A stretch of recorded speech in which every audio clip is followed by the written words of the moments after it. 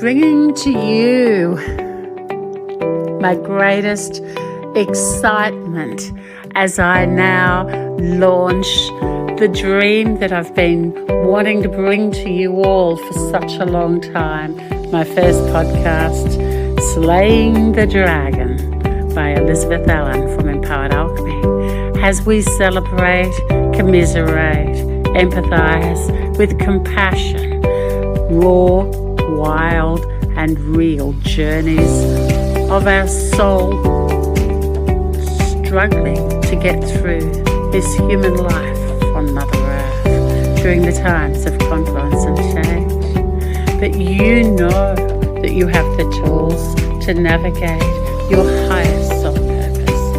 You know that you are now bringing towards you self-care as you now have the ascension strategies in place to own and honour your own truth and share your story with others, to give them the courage and the strength to know that if you can share one tool with someone else, you are making their day so much easier and so much more rewarding. Hi, Trudie Moore, Trudie Moore. Welcome to Hello, Elizabeth. My podcast, Slaying the Dragon.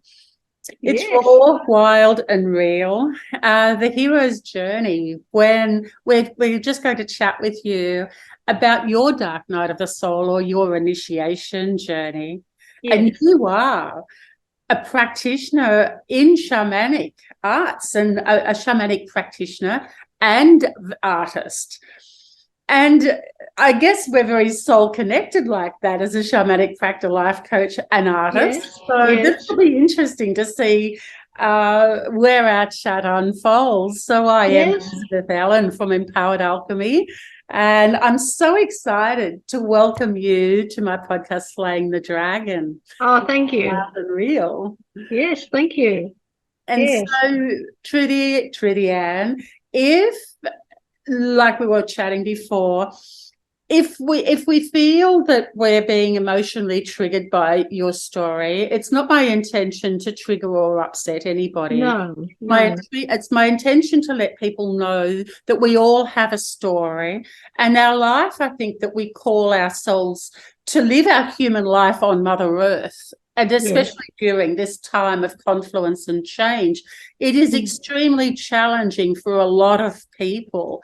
And when our world falls apart or we're called into action, to walk our initiation journey, isn't it? We hit calling where we feel that life isn't bringing us what it is that we hope to receive by probably, having the girlfriend or the boyfriend and getting engaged and getting married and having kids and mortgages and bigger houses and bigger cars and bigger TVs. And we realise that life doesn't always bring us the happiness outside of ourselves. We need to look inside of ourselves, don't we, to get that journey. And so we're here to listen to your story today. So Trudie Moore, shamanic practitioner and artist, I welcome you to my podcast, and I'm so excited to have you here today. Oh, thank you very much. I've been very excited too. I've been excited all week. Oh, good. And of course, technology is always going to be tricky when we're under pressure to actually make things work. So but here we are. So welcome. Thank you. Thank you. What brought you into your shamanic practitioner journey and artist? Going right back to childhood, I began to see things and feel things that other people couldn't. And I spoke to my mum about it, and it turns out that both she and grandma were psychic as well. Did you think that was a gift, or did you feel like that was a curse at the time, Trudie? Interesting. I felt it was a gift. My mum was, I think she closed it down a little bit, because growing up, she had experiences of her mother pacing the floor during the night, because the way it manifested in Grandma Grayley was premonitions in dream form of people passing away or having accidents. Even one of her daughters, she saw something going wrong with the birth of their first child. And my granddad was not a believer, and he would just say, "Oh, you and your dreams, Isabel." Back to sleep, you know. And sure enough, the next day there would be a knock at the door, you know. So Mum, I think she had a great intuition and a great understanding of people. And my mum was my friend as well as my mum, which was just beautiful. And Mum taught me to see things from other people's points of view. And that is what I'm most grateful for. Because if I was upset by something or someone, she'd say, "Well, you know, they've got children, or you know that you don't know what's going on, you know, with them, you know." And that was one of the greatest gifts I think my mum gave me. So, my mum used to have a friend called Margaret along the road, and Margaret was a medium. And I talked to Margaret one day, and I said, I was about 15, I suppose. And I said, "Margaret, I see and feel things and I can't explain it." Can I just get you to sit back away from the computer a little bit? That's better. That's perfect. Yeah, that's beautiful. I said, "I can't explain it." Yeah. And Margaret said, she put me off at first and said, "Oh, you're still growing up. Just, you know, live your life and read magazines and, you know, go out and don't worry about those things." But when I persisted, she said, "Right, you are a channel for healing." And I said, "What does that mean?" She said, "Well, next time someone is not well, just put your hands gently on their shoulders and close your eyes and think nice thoughts and see what happens." And I thought, okay. Well, a few weeks later, my parents were involved in a minor car accident, and Mum was thrown forward and hit her head and had a cut across her forehead. So she had a couple of stitches and was a bit shaken up. And I said, "Mum, would you like me to give you some healing?" And she said, "Oh, well, it can't hurt, dear, you know." So I put my hands on her forehead and just relaxed and just said thoughts, you know, "I want my mum to feel better." And then she said, "Oh, I feel tired now, and thank you, dear. I'll go up to bed." Sunday morning, I come downstairs, and my dad, electrical engineer, Virgo, skeptical, he's standing there looking at me with his arms folded. And I thought, uh-oh, have I done something wrong? And he said, "You, young lady, have something. I don't know what it is, but you have something, because your mum slept through the night." She said all the pain went. And he said, "Bugger me, when I look at the cut, it's almost healed up." So after that, he believed that I had something. And when I was old enough to go to parties, if someone had a backache, he'd say, "Oh, Trudie will fix you. Come on over." So then this led me on a journey. I used to go to the library as a teenager every Saturday morning and get books on spiritualism and the Theosophical Society and the Kabbalah. And Mum and Dad were looking like going, "Oh my God." And all my friends were reading teenage magazines and into makeup and all the rest of it. And yeah, so then I heard about a spiritualist church in Harrow where I lived, and Mum just very slyly said, now go out in the garden and pick a flower and bring it back and put it in this paper bag. And she said, and take it with you, and you might get a reading. So I thought, Mum knows more than she's letting on. And then I learned transcendental meditation. Then I went to the Can I get you to go back just 1 second?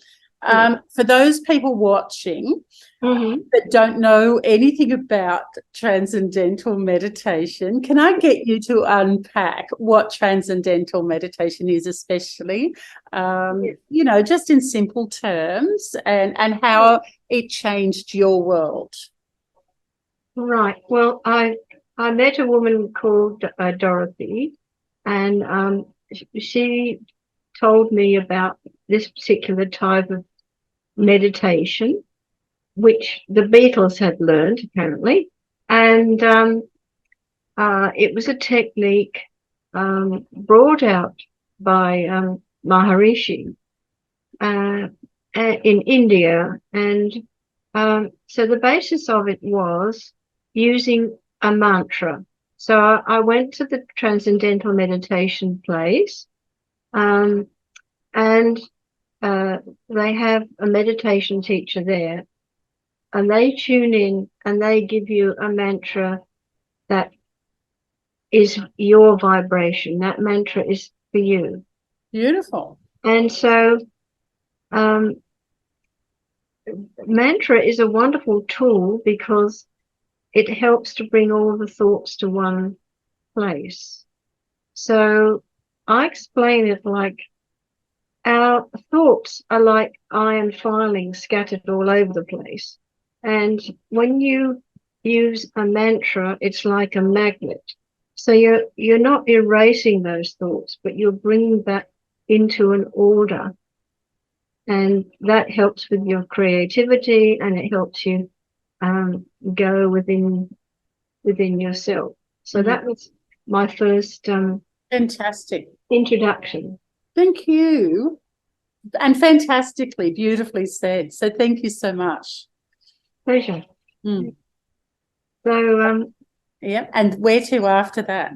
I went to the Psychic Research Association in London, and I attended a lecture by a very well-known, famous medium in the UK, Ursula Roberts. Very powerful woman. And after the lecture, I approached her and I said, "Oh, thank you very much for that talk. It was very interesting." And she looked at me and she went, "You've got it there, young lady. A long way to go, but you've got it there. Keep going." You know. But it was like, I thought, oh gosh, is she going to read my mind? She was so powerful. It's like she looked right through me. And yeah, so I just continued, learning. Of course, I was working. Then I moved away from home and shared a flat, as you do, and all those sorts of things. And then I met the love of my life, Bev. Oh, really? Yeah. Wow. What year was that? 1978. Wow. So that was a long time, Trudie Ann, before it became fashionable and acceptable to have a same-sex love of your life. Yes. Was that like stepping into the initiation journey? Was that a challenge, or was that a surprise for you? Oh, it was the 70s was a very prejudiced time. Yeah. Very frightening time. Yeah. When I first realized I was gay, I was still living at home at that time, and I started going to I went to a meeting that was held above a pub and it was all sort of very hush hush. And I went to the bar and I said, I'm looking for so and so. And he said, oh, you're one of them. It's upstairs. So I went upstairs and there were mainly guys there, but they were really lovely and we had a chat. And then I found out there was a sort of a social group attached to a church, and they had food and coffee and you know, a dance and all that, you know. And the funniest thing, then I went to a club that called the Vortex, and it was like a vortex. It was sort of downstairs, and there was this steel door with a grill, you know. And the person on the door, you know, they'd open the grill and say, good evening. And they said, hello. No, not tonight, love, and shut the thing. And I just had to go home. Another night I go and I say, good evening, like the thing. Oh, hello. Yes, you can come in. So, and I think it was because they must have counted the number of people because it was a fire hazard. Oh, really? Yes. And then then I met Bev through a magazine. I put an ad in wanting to meet someone. It was a magazine called Time Out. Wow. And they had classifieds in the back. But going back into the 70s, £5 was a lot of money then. And that was all I could afford, was to put it in for one issue, £5. Wow, that's insane. Then they published it by mistake a second week running, never got a bill for it. And that was the week that Bev bought it, and all her friends at work encouraged her to write to me. Wow. Wow, you're a trendsetter, totally, aren't you? Yeah. So That's then great. I got all these letters from all these different people, and I saw a photo of Bev, and I thought, she looks a really nice person. So it took me 3 phone boxes before I found one that wasn't vandalized. Well, and listen to the technology that's even, you know, like our whole life has just changed so much, from pounds to dollars and inflation and phone boxes. We don't even have a phone box anymore, do we? So I rang her up, and she said she was meeting some friends for a drink. And we met, wait for it, an Angel tube station. Angel tube station. That's amazing. And we Is got that on. an Angel Place? Or, you know, where is Angel Tube Station? Is that the It's name on the of... underground. It's on the underground. That's what it sounds like. Is it in Sydney, near Wynyard? In London. In London. In London. Yeah. Wow. Angel Tube Station in London. Yeah. And Bev was Australian, and she had been in the UK on a 5-year working visa. And we met a couple of months short of a year before she had to return to Australia. So we parted at one point because Bev thought there's no point in continuing because she's, you know, going to have to go back. So I was heartbroken, and I wrote to her and I said, look, I know you have to go back. Why don't we just enjoy, you know, the few months together that you've got left? So we met for a drink, and she said, I just have this feeling, this was spirit, I think, coming in, that if I move in with you, everything's going to be okay. Which she did. And then I thought, well, we didn't want to be parted. So the only option was for me to apply to come to Australia. Wow. And before that, a friend of mine, David, he was prepared to marry Bev so she could stay. I thought, problem solved. Then I get this phone call from Dave, and he said, Trudie, I've got bad news. And I said, what is it? And he said, I went to see a clairvoyant. And she said emphatically, whatever you do, do not marry this girl because God has other plans for them. And he said she was so emphatic, and I just felt it in my heart, and I can't go against it. So I applied to Australia House, and because I was a secretary and I had top shorthand and typing speeds, I was eligible into their working category. So I got accepted to come. They paid for my fare and said that if I wanted to come back after 2 years, they would pay my fare home, but before that, I'd have to pay my own way. So I left behind my parents, my brother, all my friends, to come 26,000 miles for love.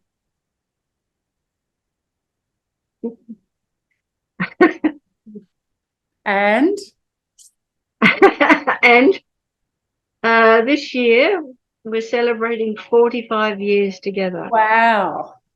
Mhm. That's crazy. I mean, that's longer than a life sentence, isn't it?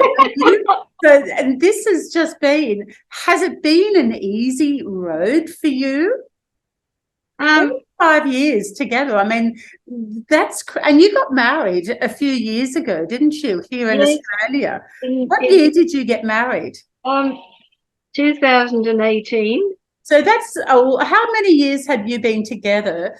I mean, that's only 5 years ago. Well, then we had a commitment ceremony in 2006, which was lovely because both our mums were alive then. So they came and we had it in the backyard, and it was really lovely. But no, it's hasn't been an easy road. I mean, with discrimination in the late 70s, 80s in Australia, I got fired from jobs when they found out I was gay. Wow.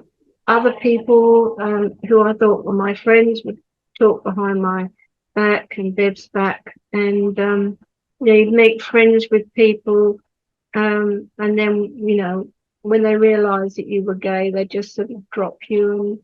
And we what was your coping mechanism then? Sorry? What was your coping mechanism then when people were talking behind your back, or you'd been, fired because you were gay? What was your coping mechanism? How did you handle that? Because then, like you said, it was so prejudiced in the 70s, and it didn't improve in the 80s or the 90s. And it was only in 2006, after being together for over 30 years, you had a commitment ceremony. And it was only 5 years ago you got married. So you were one of the first people, once gay marriages or same-sex marriages became legalized, you and Bev decided that you would get married. Yes. And I remember we were in Women with Altitude at that time, I think. And I remember you being so excited about, you and Bev finally getting married. Yes, and it happened before we hit the nursing home. It was a miracle. It's just an insanity how there's so much, prejudice, and it really does. Assumption is really the root cause of all ignorance, isn't it? Yes, that's right. You really don't know what's happening, and don't have the courage to ask the right questions, or even ask, how is that for you, or what are your coping mechanisms, or how did you meet? Now people are a little bit more open, but even now, if we have a different opinion to the other person, it's like we don't want to have an open discourse or an intelligent conversation. It's like it gets shut down, doesn't it? That's right. How did you cope with that? Well, I think one of the foundations of our relationship is our belief in spirit, and I think that is what has helped us through. We both meditated. They've learned how to meditate. She sees a lot of colours and things like that. When we came to Australia, we joined the Psychic Research Society in Sydney. I don't think it exists anymore. Mm. And we sat in class, and I think it was that. I mean, obviously, you know, he cried a lot, and it was very upsetting. And when we first arrived, we stayed with Deb's parents.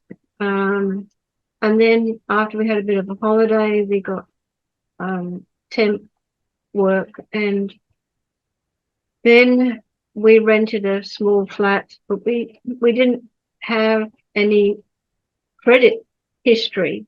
So, and then I worked as a courier for a bank, and all the guys took pity on me, and they organised for me to get a bank card, and then we were able to buy a round table and 4 chairs. And then we had bought a mattress, and then Bev got a job in accounts at Grace Brothers. So we got this mattress and a small television. And we had this small flat at Glebe. Anyway, we thought we needed something to put the mattress on, right? So we bought this piece of chipboard, and we dragged it and kicked it and dragged it all the way up Glebe Point Road. Oh, no. Into the flat, up the stairs, and then we put the chipboard on 4 milk crates and some bricks, and then the mattress, you know. Fantastic. How innovative are you? But, you know, we started from nothing, whereas today, the young ones, they just want everything on the straight away, you know.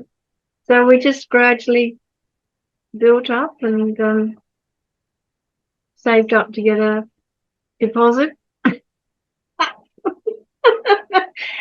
And we went to Bondi, and we rented a flat there, and so we became friends with the couple upstairs, and they said, now you two, we need to help you make a budget, and you've got to try and get a place. So so we went to this estate agent, and he said, how much have you got? I said,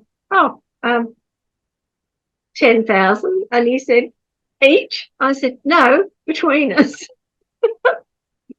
So he said, and he took this card out of his pocket, and he said, you need to go and see this gentleman. So it was a solicitor in the city. So we made an appointment, and that day it was pouring down with rain. And we walked from the station, and we arrived in these plush offices like 2 drowned rats. What year was this? Oh, golly, Elizabeth May testing me. 1985, somewhere around there. Yeah. Yeah. And where did you buy your flat? We bought in that block at Bondi. Wow. And how much was it? Do you remember? Oh, gosh. People always ask me, how much was that? Or how much was the petrol? I don't know. I just got it. But it's just curious. Like, you know, I remember, I think it was in about maybe 1985 or something like that. I bought a flat, a unit in Bellevue Road in Bellevue Hill. Right. And 2 blocks up from Double Bay, when I was in those days working at St. George Building Society in Double Bay. Right. Like, that's just a lifetime ago. I can't believe how many lives I've had in this one lifetime. We've always been with St. George, and for our loan, isn't it? Well, for our loan, we had to travel out to Janelli, and I said to Bev, where the hell's Janelli? That's right. And you almost had to stay the night if you were going to travel that far, because it was just so far away. Especially from Bondi, the whole world was a long way away. I know. It's a crazy concept. And now, you live in the Blue Mountains, and, to go to Bondi, you don't even think twice about it. No. You have sculptures by the sea, or, into the city. Yeah. And we had a small meditation group at our place at at Bondi. And Fantastic. we used to travel and drive all over Sydney to sit with different teachers to learn. And afterwards, it's like our car had wings. You know, we got all green The traffic. angel car. That's right. I love that. Yeah. But getting on to the how I came to my shamanism, there was a woman who was running a weekend in Pitt Street, and so Bev and I went along, and I really took to it. It was called psychic. She called it psychic clearing, and I think that's what started me. And then she had a training session, and she said I was the only one of the group that really took to it. And she said, I can give you the tools, Trudie, but it's something within you. And she said, you've just got it. So I trained with her for 4 years. Wow. And then Ship almost, isn't it? yeah, that's right. And then I set up my own practice, but she was still mentoring me, and I would check in with her. And so I started my practice. I called it soul surgery then, but then I changed it to soul tuning. I like that though. Yeah, yeah. I think people were worried that it might be actual surgery, so I decided to change it. It is. Yeah. And yeah, it's been a privilege for me to help many, many women through that practice, doing soul retrieval work on women that have been sexually assaulted, and a subject which is a real dragon that no one wants to talk about is ritual satanic abuse. And this is something that I was helping people with before it even became really known about at all. How And did you get involved in that? well, I had spirit directed women to me that this had happened to. I had experienced this level of Yes. trauma. And when I became a teacher's age special, so I worked in primary schools, special schools, high schools, helping children with all different abilities, ADD, Asperger's, violent, challenge, sort of challenge and all those things, and on one occasion, I had some counselling under the Department of Education, and the counsellor asked me, what my hobbies were, interests, and what I did. And I told him, I said, I help people with this. So he got up and closed the door, and he sat a bit closer towards me, and he said, have you heard of satanic abuse? And I said, yes, I have. I've had clients that have come to me with this. And he sort of gave this big sigh of relief. And he said, because I have colleagues that do not believe it exists. They just dismiss it. And he said, do you have any information that you could give to me? And I said, yes. So a couple of days later, I took him an envelope with some papers in it, and I waited, and the receptionist said, oh, I'll give that to him. And I said, no, I will wait. And I handed it to him personally. Okay. He said, thank you very much. And it is starting to come out more, I think, now. but I've helped many people work through the trauma of that, and particularly soul retrieval is a big part of my work with that, and people who've undergone sexual assault and that sort of thing. Yeah. Do you want to add any more information about soul retrieval, on what soul retrieval is, and, you know, maybe just a brief, don't go into the big details, but a brief overview of what's involved with that? What causes, you know, if you're retrieving a soul, that means that the soul has left the body. Is that right? Yep. Yeah. I'll just take a sip of water.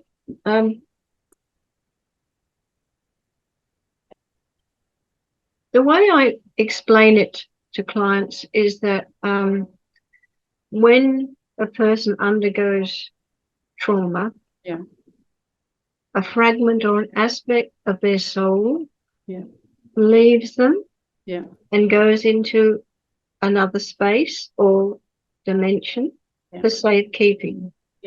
And then, unfortunately, a space is left within that person, which then can get filled up with more negative experiences through no fault of their own. There's no judgment. I never judge anyone. And I say everyone has a story. That's right. Yeah. So I just take them through a process which, as you say, you don't want to trigger people or cause more issues.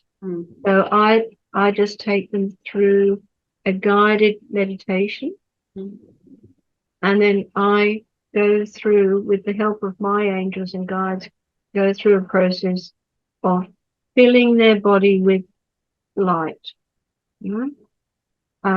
Because, you know, you can't bring back that soul into an unclean home, so to speak. Yeah. Makes sense. Fill the body with light, and also, with the help of my angels, we raise the person's vibration. Then I journey out with them into the universe, and I ask them to wait and to mentally call out to those soul parts and send out the message, I am ready for you to come back. I am in a good place for you to come back. Good. I need you to come back. Good. And it's really beautiful. And I ask them to see them coming from way, way, way in the distance, and they start to come in. And then one by one, they merge back to the person, and then we do the grounding afterwards, and it's bringing them back into a wholeness, which gives them the strength then to go on to the next step journey. Good. Fantastic. So the challenges that you faced with your initiation journey, and the judgment, the prejudice, the closed doors, the termination of your employment, and, you know, and people talking about you behind your back. Yes. Did that ever really stop, or how did you A, cope with that, but B, did the lack of, when the discrimination stopped and you know, same-sex marriages became an acceptable, you know, choice, I suppose, is probably the best way. Yes. Because I do believe we all need to have freedom of choice, freedom to have autonomy and sovereignty over our personal choices, over our body, and that's religion. I think medical, I think COVID has come under that banner a lot too. You know, there's so much judgment and assumption, and there's such a negative discourse, isn't there, that you can't really even have intelligent conversation. People just think that you're drinking Kool-Aid. So if you don't agree with the status quo or the majority of other people, I'm not sure if the prejudice and the discrimination stopped. It's just changed focus, hasn't it? Yes, I think what we've lost is there's no balance at any level across any subject. Yeah. And unfortunately, so many issues have become political. And we're not allowed to have independent thought or our own intelligent research. It's their way or the highway. That's right. Yeah. It's like there's this Yeah. bullying Trudie, and just a tank. Yeah. You. And that's what it's like. And they become quite abusive if you have a different belief system to them. That's right. Well, it hasn't changed. It's like I said, it really hasn't. We haven't really got on top of, having open, intelligent discourse. I think have that. A lot of the splintering of these different groups, it is all based around people being a victim. Yes. This is the problem. I mean, we all have trauma, we all have issues, and we're a victim in that through a certain extent, but then you work through that. But these people want to stay in that victim. Why do you think that is? When everything's happening to them and they choose to stay powerless. Why do you think people choose to stay powerless? I think they want to be accepted, as you say, drink the Kool-Aid. They want to be part of that gang, part of that group. It's no different to high school, really. Well, I just don't think we've gone. I feel like we're going backwards, not further forward, and even to see 50,000 people marching on Saturday, that was on Sunday, sorry. Yes. While I think it's great for everyone to stand up and have a voice and be counted and belong together in a belief system that suits them.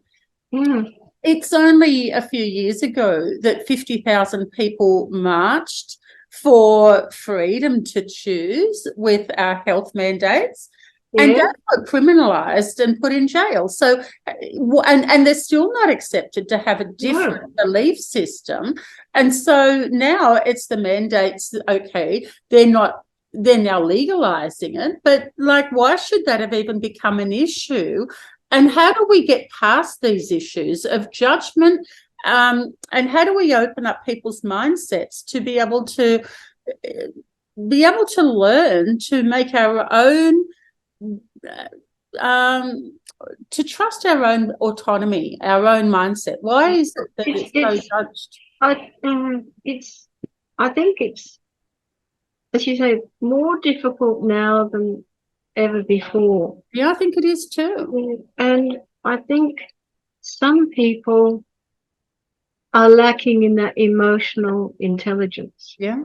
And why do you think that is, though? Is it because we've had a babysitting or the nanny state for so long that there's control? I think so. It's people don't want to accept personal responsibility or anything. It's always someone else's fault. Someone did this to me. So there's no accountability. The government should do this. The government should do that. They should pay for me. They should, And it's this entitlement and this blame game. And no one wants to look within themselves. How do we turn that around, Trudie Ann? Well, like I say, it all comes back to taking personal responsibility and trying to have conversations. Yeah. And I think the best conversations are about the three subjects that we were told that we should never talk about. And Yes, that's religion, sex, and politics. And that's right. if we're not going to get dirty and have Yes. real intelligent conversations and be able to have intelligent debate without a heightened emotion and abuse, that we need to stay away from the abuse card and actually be able to learn to ask the right questions, because it might just add a little bit more awareness and light on a subject that we don't really know what we're talking about. I think the problem is, Elizabeth, is that people get triggered by so many things so quickly, particularly around politics. An interest of mine is American politics. And that's not going to happen here on this channel, but at the same time, you have your views. Yeah. How do you have your views, and how do you hold intelligent discourse with somebody who has opposing views? No, we know we've got the blue and the red, or Biden and Trump, or whatever it is. But if you have the courage to have a belief system that's against the majority, how do you hold yourself in a safe place, knowing that you've been judged your whole life for, one, being psychic, for two, and being oversensitive, and being terminated with your employment because of your own sexual belief system? And now here we are with health and politics. This is never ending, isn't it? I think I have a view of separating principles from personalities. Good. And I think, what is that? Can you share? That? Because it might be helpful.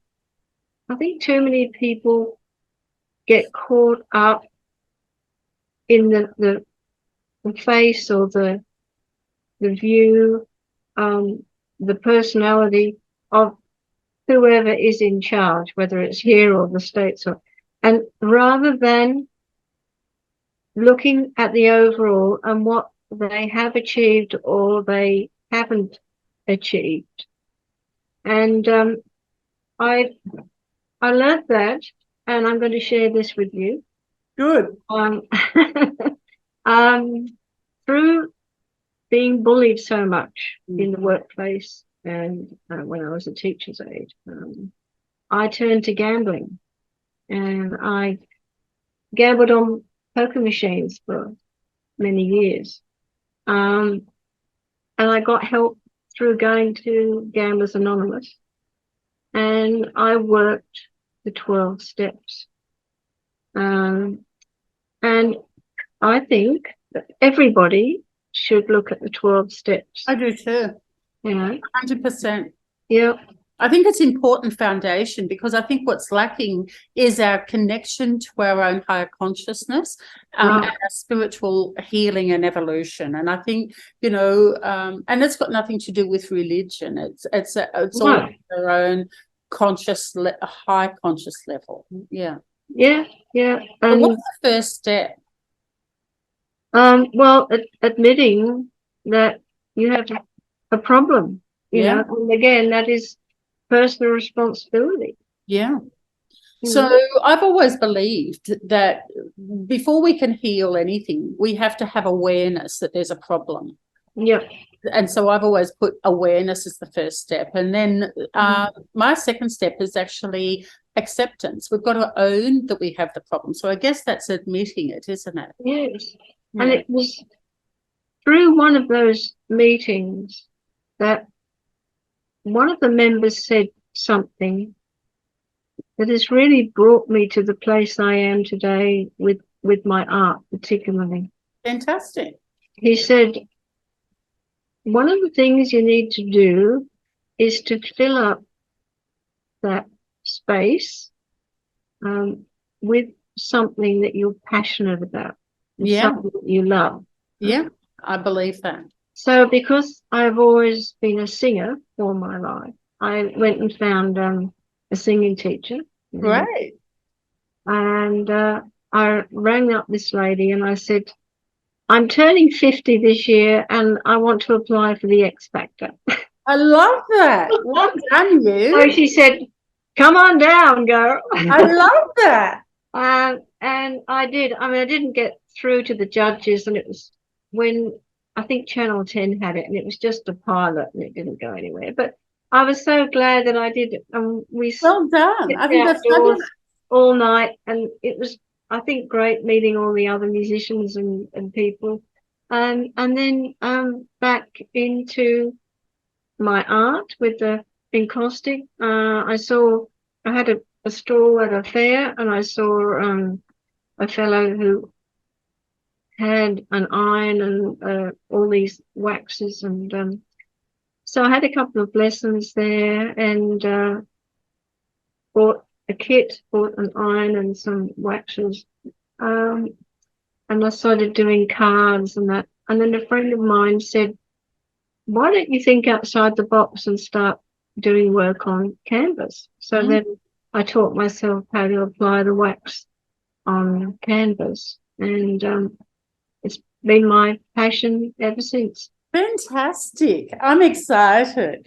And I know you're going to send us some pics of your art, and but you even have had, some challenges with your art, getting your a painting to an exhibition, and it disappeared.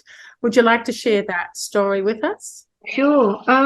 Every year I donate a painting to the AIDS Council of New South Wales. Yep, fantastic. And they have an awards night called the Brave Awards for people who've done wonderful things in the community. And there are some wonderful people. Yeah.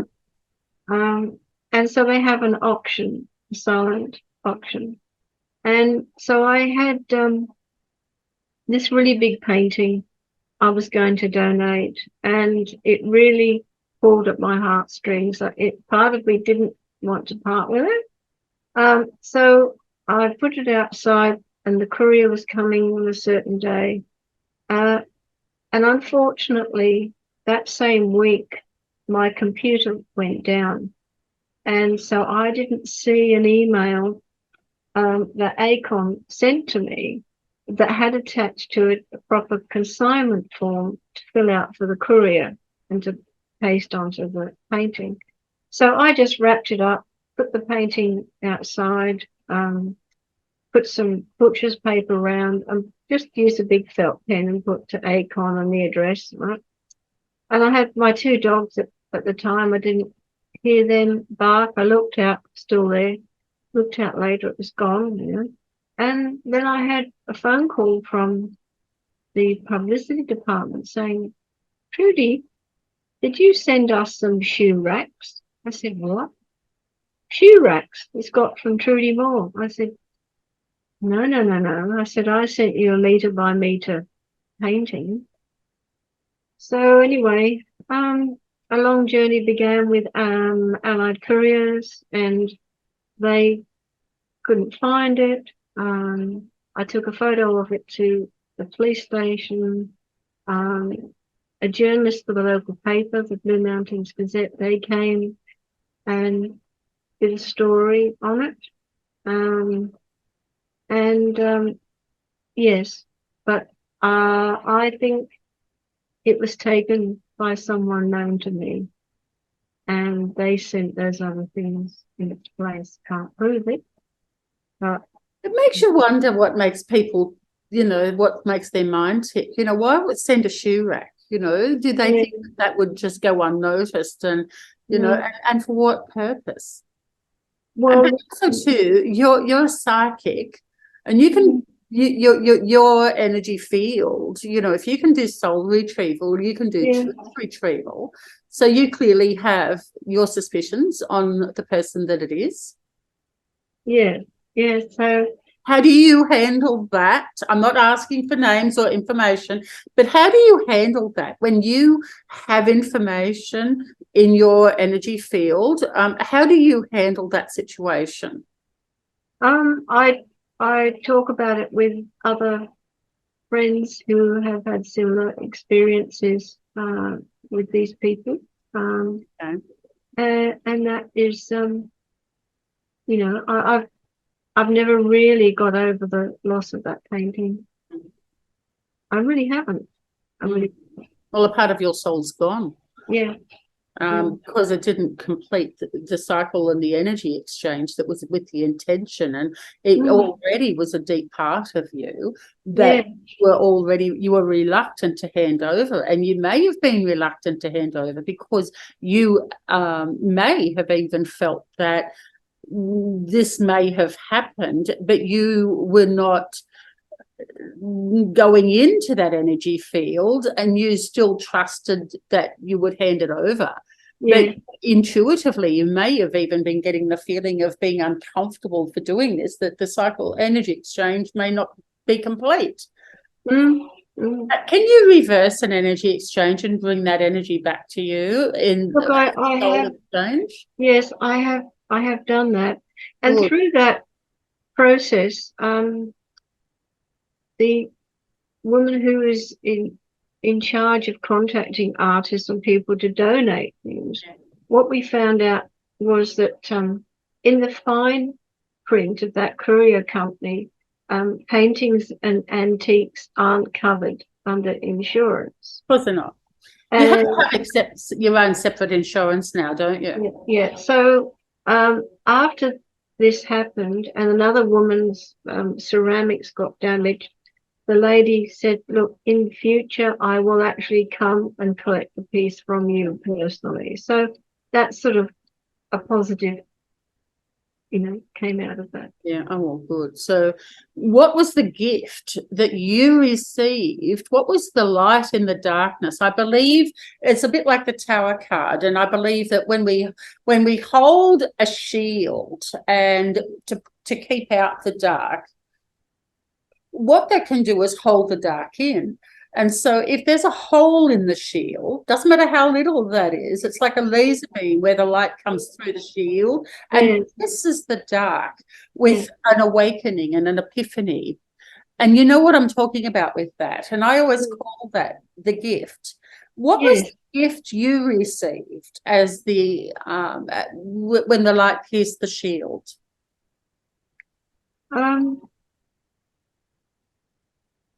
It was part of being able to let that go. Let that go. You haven't let it go. No. I can still see that you haven't.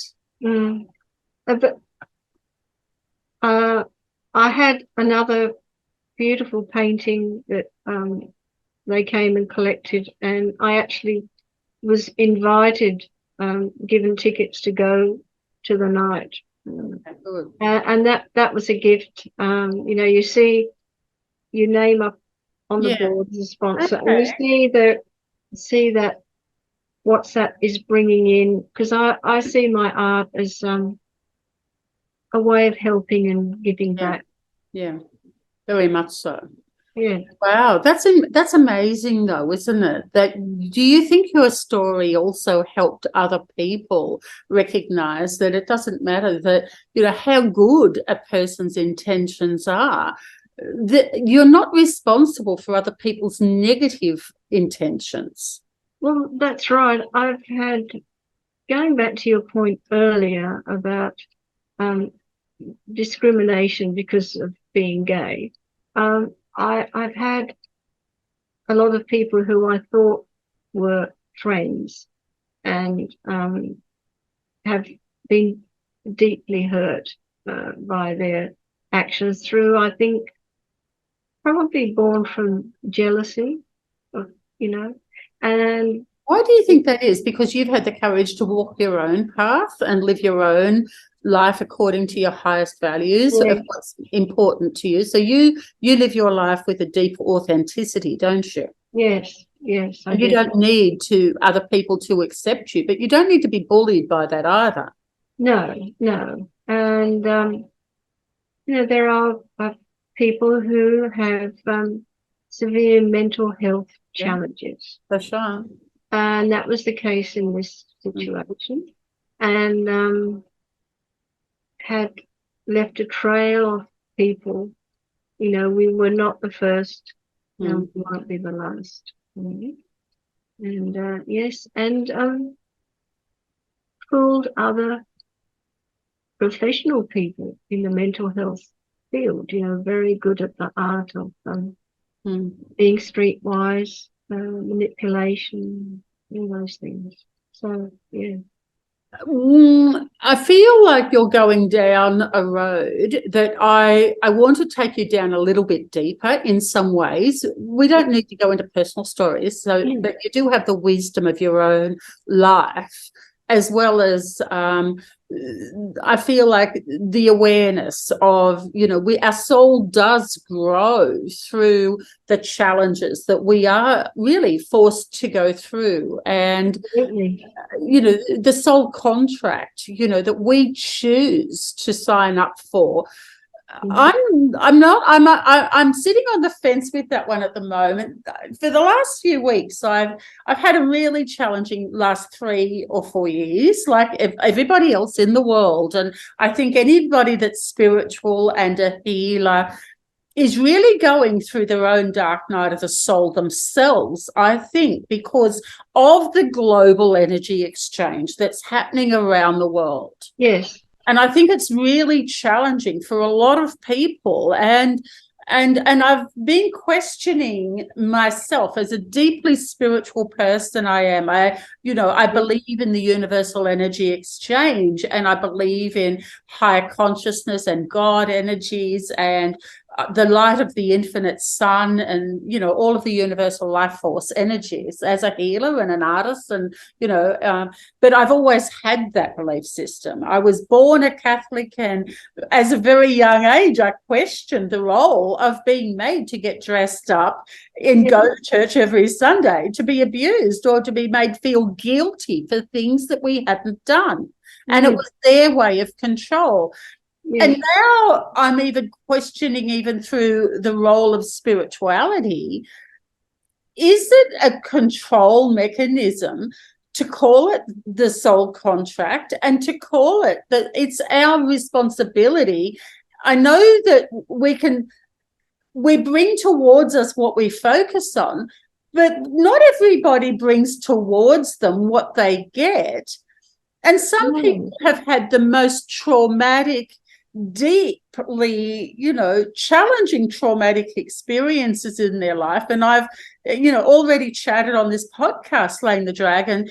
Some people, you know, like with Liz Daniels' last one, she, you know, her life had been extremely traumatic and challenging, and yet through her art, she has become this amazing, resilient person that brings healing to others to help them through their journey. And I know it's what's brought me into my journey to be a healer. But I know, I do believe that shit happens to good people. Exactly right. I don't believe that it's a soul contract necessarily. I felt like I wanted to burn my soul contract a few weeks ago. You know, and I felt like, why do we need to continually do our soul's work when people seem to, I'm not saying that I'm never going to stop doing that, but why is it so hard for some people to do their soul's work and to live their highest truth, you know, and to help people understand this conversation? Why is it so hard? Do you have any guidance to give to people with that? You know, I don't believe in putting anything under the carpet. I believe in addressing everything head on, talking about it honestly.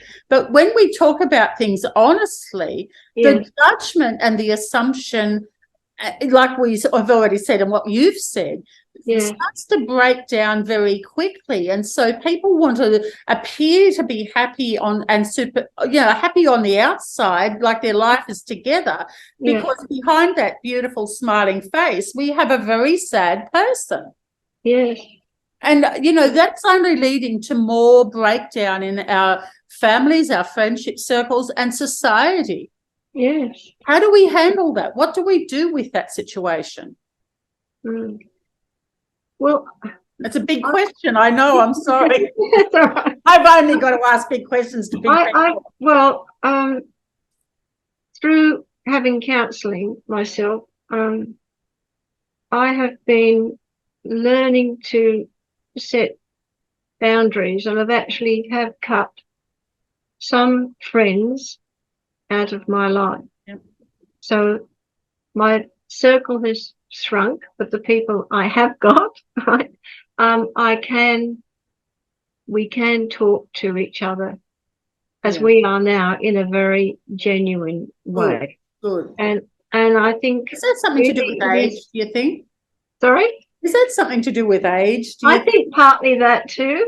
Yeah. I turned 70 this year. Oh my goodness, you don't look it. Wow. You're amazing, Trudie Ann. That's fantastic. Thank And you. what an achievement though with your life. And you know, are you writing a book? Are you going to put all of this in, you know, you're going to share your life story? Because I think you've always walked a path that very few have actually shared their story. And now you're on this YouTube, you know, Zoom podcast. Are you going to follow it up with a book? Have you ever felt that you want to do that? I have felt that I want to do that, and I have got a book of exercises. So I want to make it partly about my journey and also practical psychic and spiritual tools that people can use, because I'm a Sagittarius, so I'm very how do we do this, you know? That's right. And you've got to pull your bow and arrow back and let go on bullseye, don't you? So that you focus on what you bring towards you. And sometimes that anger can be fueled with positive intention to create an open discourse and to give people the tools to be able to have strategies on how to deal with it, rather than, you know, again, trying to be creating I suppose that victim mentality that they need to stay the victim and they need to stay in that place where someone will fix them. But I don't want to fix anybody. You don't want to fix anybody. No one's broken. I think what we need to do is give them the power and the strategies and the tools to be able to learn to fix themselves. Yes. Well, over 20 years, I ran development circles. Fantastic. And I would encourage people, if they wanted to do that, to start at their own group. Yeah. And I said, this is how the light spreads. I don't want to be some sort of a guru. Yeah, that's right. I'm a facilitator. Yeah. And I would channel messages through. Yeah. But that was what I was all about with my classes, was to empower people. Yep. You know. And I put out in the Bible, like Jesus, and I'm not religious, but in Jesus had said that, you know, he didn't want to give the man the fish. He wanted to teach the man how to fish so that he could teach the village to continually feed for themselves. And I think as a life coach, I like to walk beside my clients and not do it for them. They need time to integrate their own strategies and their own values of what's most important, don't they? And take, like you said, accountability and their own authenticity into themselves. They've got to know who they are. But a lot of people don't know who they are. They're so busy keeping everyone else happy. They can't keep anyone else happy, and they don't know who they are. They lose themselves in the process, don't they? That's right. That's right. Why didn't you ever lose yourself? What was your tool that you kept yourself, you know, true to yourself? What was your coping mechanism then? I have had and do have a very strong connection with the angelic realm. And it is your spirituality again that has been, is it your faith in a higher being that when under pressure you go to a higher source? That's right. And I'll share with you a couple of experiences. Yeah, I'd love that.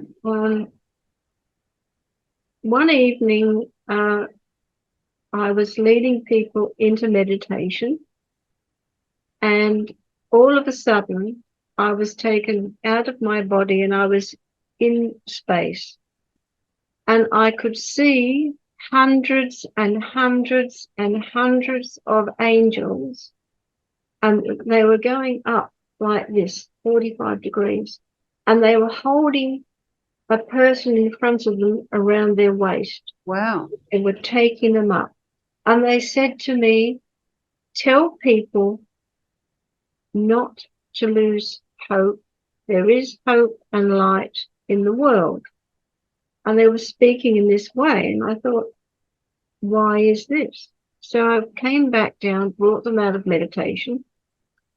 And then I put the phone back on the book. And about an hour later, phone rang. And it was one of the people from my group. And they said, turn on the television. And it was the Twin Towers. Oh, wow. And so that was showing me that those souls were taken up immediately. And they were taken up. It was the most amazing. I'll never forget it. I didn't know what was happening. I didn't know why I was seeing that. I didn't know what the message was they were giving me. Nothing seemed to make sense until, I turned on the television. And that was one experience. Then in 2005, I was sitting, not meditating, but daydreaming. And I felt this energy come around me and heard this voice. And I thought, oh, I've been a good girl this week. I'm getting a new guide, And this voice said, no, I'm an angel. My name is Benjamin El Ra, and I am from a group of angels who inscribe the holy text with light.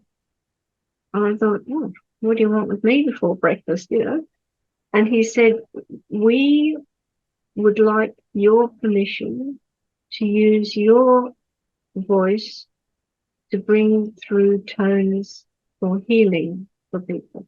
Beautiful. I thought, how do I do that? And they said, all will be revealed in time. So I thought, okay, got all about it. A few months later, I was at a spiritualist church giving a talk about my soul tuning and leading them into meditation. And all of a sudden, I felt physically somebody slapped me on the back of the head and my mouth opened and all this sound came out. Wow. And I said to the people, I don't know what's going on. Something is happening to me. And just before that, sound came out. I saw in my mind's eye these young girls, and they were all dressed in ice blue, and they walked through the doors of the church and parted and stood behind me. Well, one of the members of the audience was an ordained minister and a clairvoyant, and she came up to me afterwards and she said, Trudie, did you know you had a group of angels dressed in blue standing behind you? So then I like to prove everything I do. So I rang my singing teacher and I asked her to come. And I said, is this my subconscious mind? Am I having myself on in my own lunch hour? Tell me what you think. So she came to the next one I was doing. And afterwards, she said, I could feel the energy in the room changing when they came. And she said, they were bringing notes through you. And I listened to you every fortnight. They were bringing notes through that at this time is physically impossible for you, way beyond your range. And also I had all the things wired up and tested me when I first opened a channel in 1988. I used to work for a chiropractor, and he had a biofeedback machine. And I said, look, could you test me? I want to know if I'm a genuine channel or it's my own mind. So I went in and he asked me questions, and he said, watching the readout, he said, when people stop to have a thought, the pattern changes. And he said yours was consistent. Constant. Yeah. And then I sang the angels for 11 years. And I gave out questionnaires. I put, did you hear anything? Did you see anything? Did you feel anything? Did you have any aches or pains before you came? Did they get any worse? Did they get any better? You know? And then 4 years after I'd started that, I went into a studio and channeled a CD called Sounds Divine.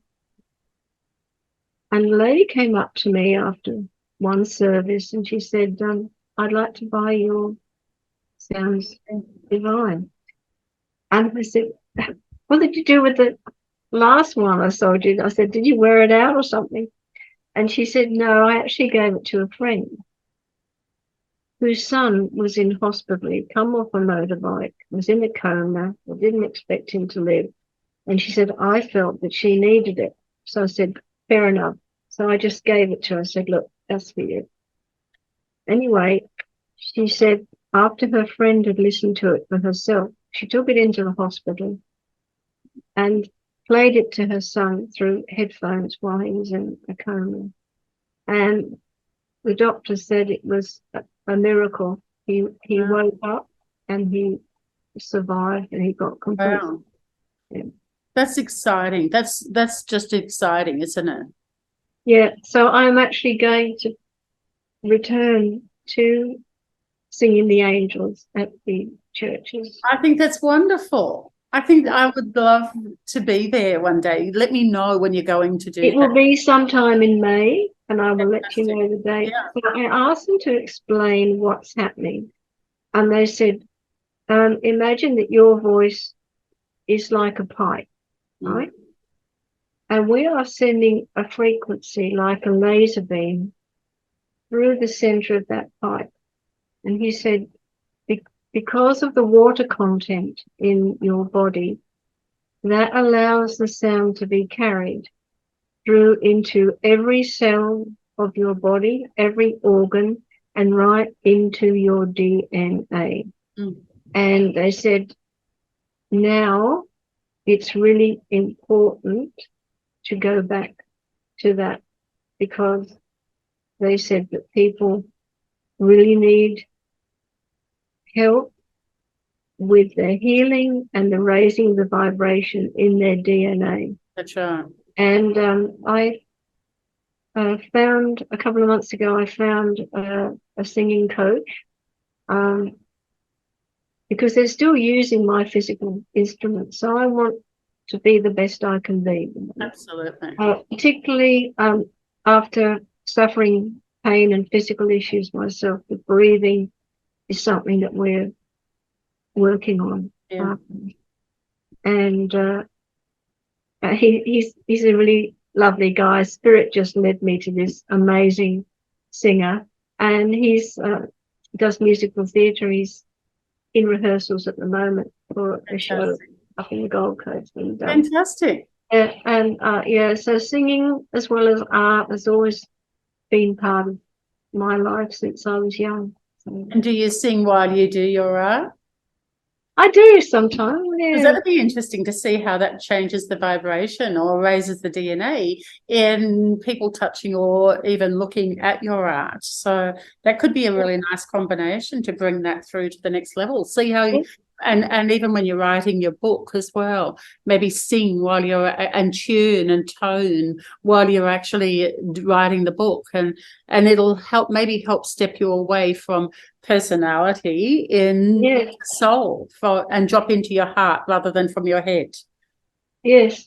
Well, I paint all different things, and people say, oh gosh, you paint all different things. I say yes, because I do what I paint, what I'm moved to do. Well, I do too, and I feel like I don't have a style, and yet my paintings come together and everyone can see that it's me.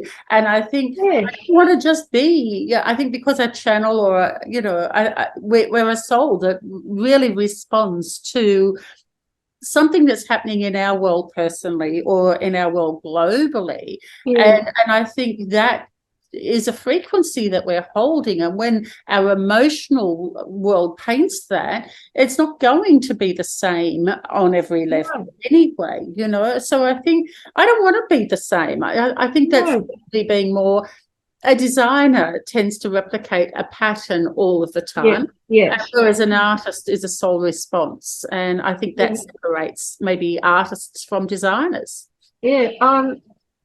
Perhaps I should explain for some people watching this what encaustic art is. Oh, I would love that. And then we will wrap it up if that's okay. Well, the word encaustic comes from the Greek word encaustikos, which means to burn in.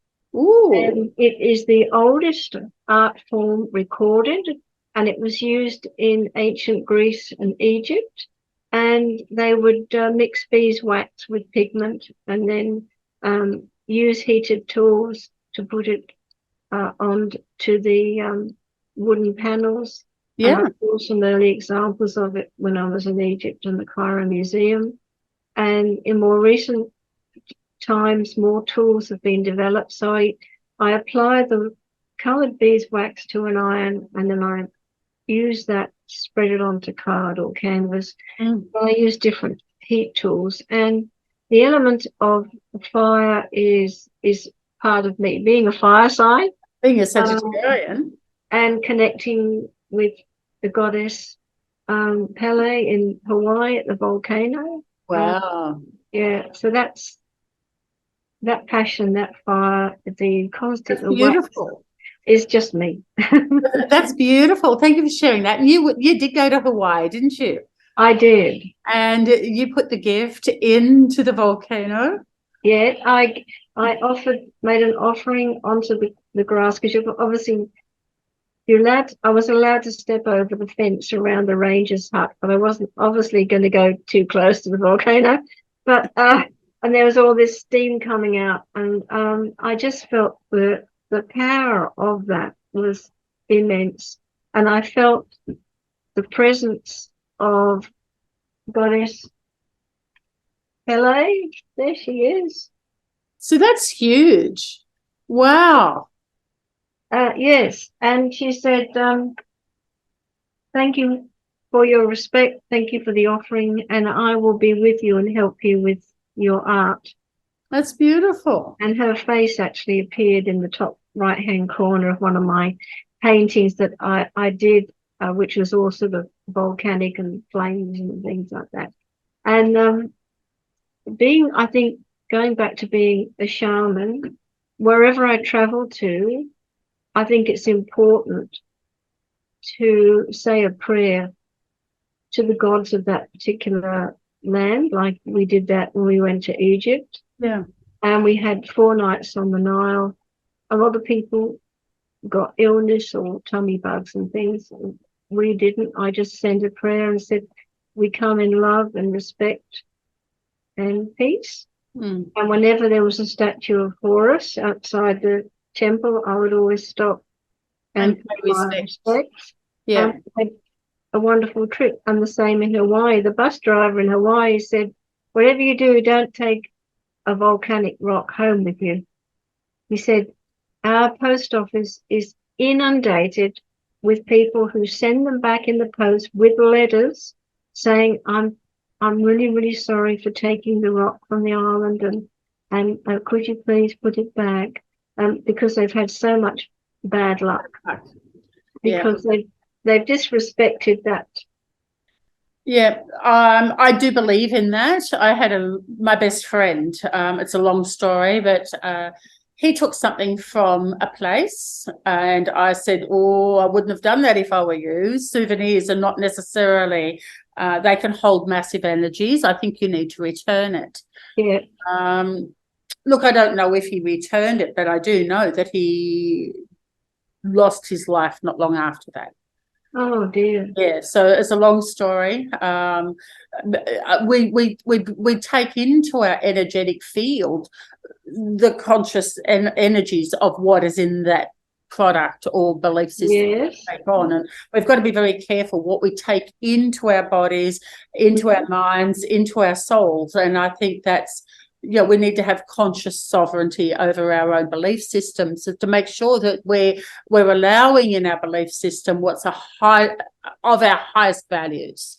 And I think that's with everything that we have. And we've got to learn to discern what is of right heartfelt action and what does not quite belong to us. And if it doesn't belong to us, it's okay to ask questions and get more information.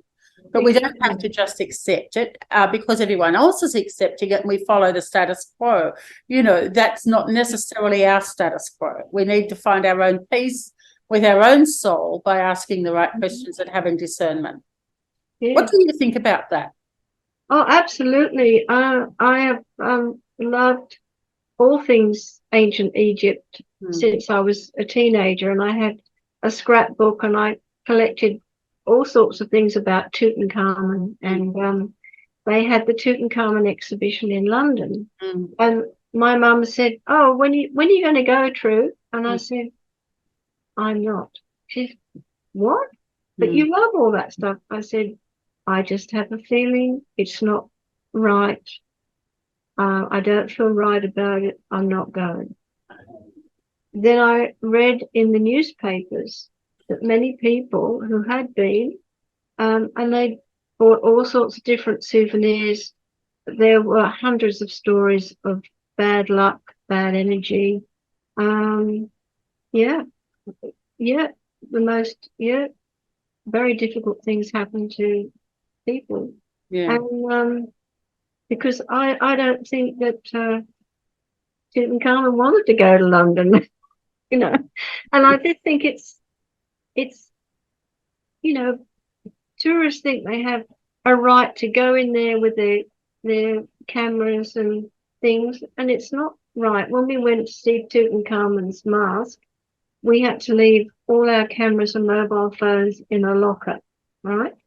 Because when you go out, they've got a gift shop with every conceivable photo of Tutankhamun.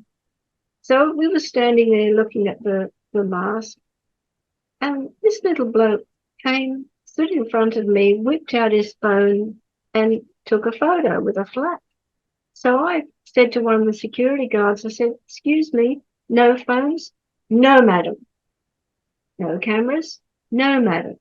I said, "See that guy there? He just took a flash photo with his phone." "Thank you, madam."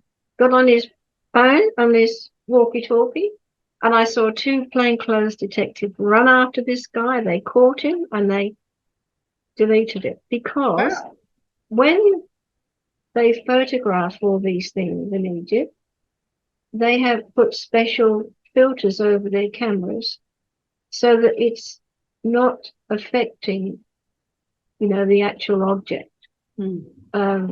And I've seen them out and about and they have a special setup, special lights, special filters, I saw people standing on the bottom of pillars. They said, "You're like a little policeman, aren't you?" And I said, it's just people don't respect things. I think that's where it is. It's the truth, isn't it? And I think it does come back to respect. And when, that's one of the highest values clearly that you have. And, if you're feeling that you're not respected or the situation that you're in is not respected, then that's going to trigger you into moving towards getting the respect. I had a life in Egypt. Sai Baba, we went to spend time with Sai Baba.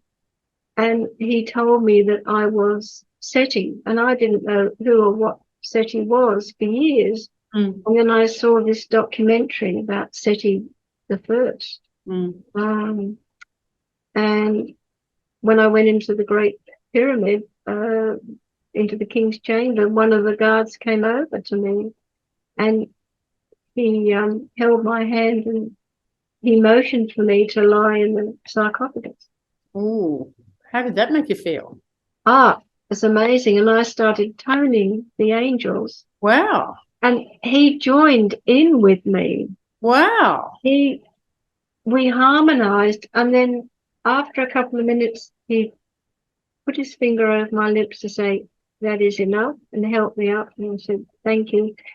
And everyone that was in the King's Chamber at that time, they said, that was just wonderful. Thank you so much. Wow, Trudie, and that's amazing. You've lived a life, haven't you? It definitely has to be your book, and I really look forward to reading that one. So let me know, and I think we'll have another chat when you're ready to launch your book and take it out to the next level. So it's not just a dream; it's actually going to happen. Yes, well, you've given me that push that I needed. I think so. I think I'm being your life coach now. Thank you. And so, accountable.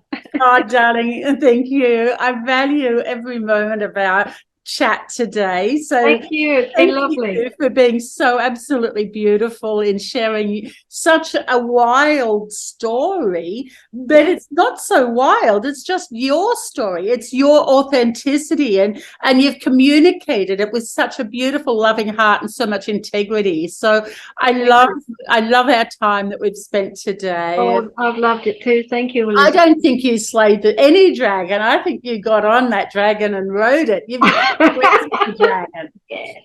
And I think that's the gift, isn't it? When we, as sensitive, creative healers, we need to learn to make peace with our own soul and walk and follow our own path and teach others how to do the same. And I think when we walk beside people and share our stories, I think, and I really value your story or many stories, and I know there's many more to come. And I look forward to spending some time with you and moving you forward, I think, so that you really do step into I don't think you've really achieved your goals yet. I think you're still a work in progress. You're just warming up. I'm just warming up. One gift I would like to give to your friends watching this is that to sing your own name. Ooh, can you take us through that? You can use your own name, and everybody watching can recognize that they don't attach into your energies and your name. They hold themselves in sovereignty and sing their own name. Your speaking voice comes from our ego. Our singing comes from our soul. And in native cultures in Africa, when young people would do something wrong, they would all gather in a circle and they would sing the name that person was given at birth. I've heard that. And that helps to bring them back into their soul alignment. And there's a difference between toning and singing. Anyone can tone. So what you do is you sit down, close your eyes, and whatever tone or note that you sing in is the right tone for you. So I'm not going to do this on YouTube. Elizabeth,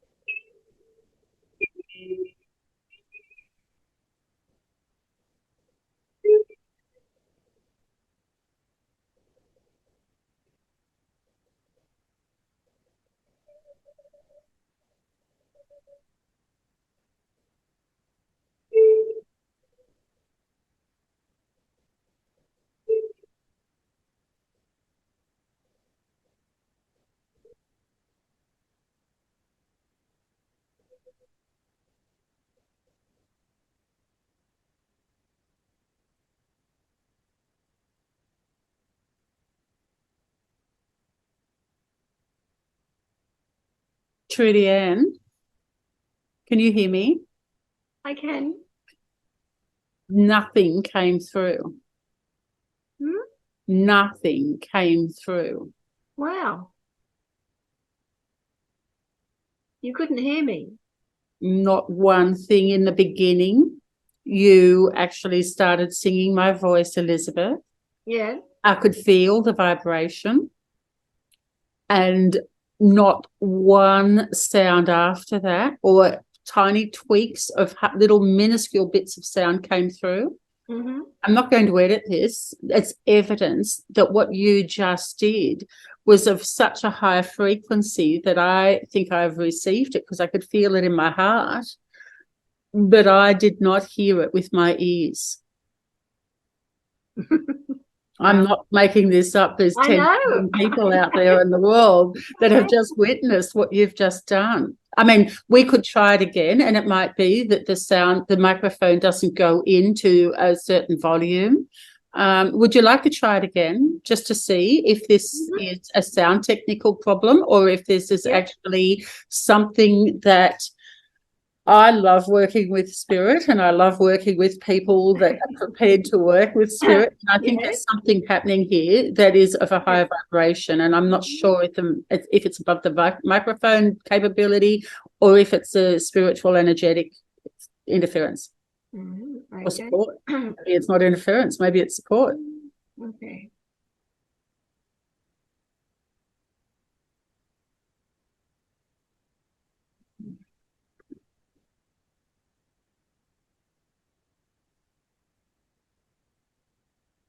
We shall do this, dear one.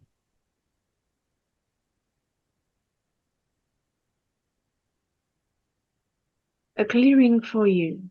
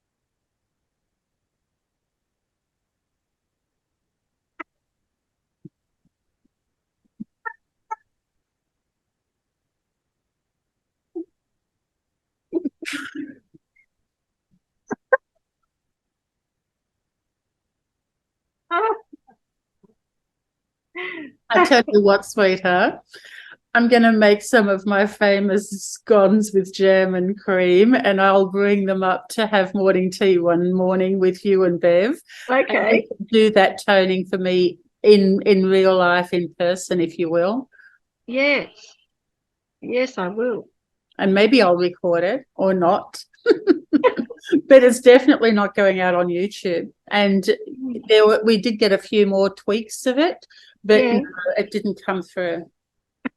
You know what? I've been feeling Saint Germain with me. I have had Saint Germain with me for many, many years, and he likes to play jokes.